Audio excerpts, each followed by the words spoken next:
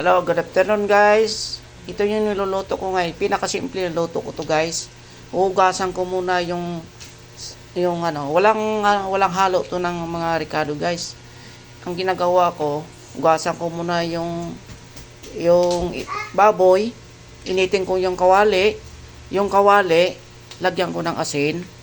Tsaka ilulunod.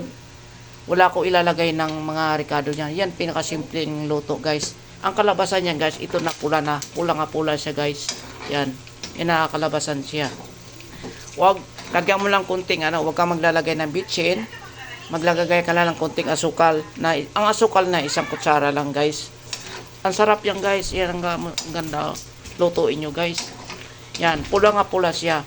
Wala ka ilalagay ng tuyo dyan guys. Asin lang ilalagay mo sa kawali. Tapos ilunod mo siya ang karne. Saka sukay-sukayin mo. Halo-haloin mo siya guys. Yan. Hanggang mapupula siya guys. Ngayon, yon. Ayun. Lalagay lang natin ng isang kutsara na asukal. Ang kalabasan niyan guys, yan na. Yan ang kainin natin ngayon guys. Pangtanghalian guys. Guys, no. Diba? Okay na siya. Pula na siya guys. Yan ang lutuin natin guys. Walang halo ng mga Ricardo guys. Ang sarap niyan guys. Salamat sa video ko ngayong tanghalian. Thank you for watching.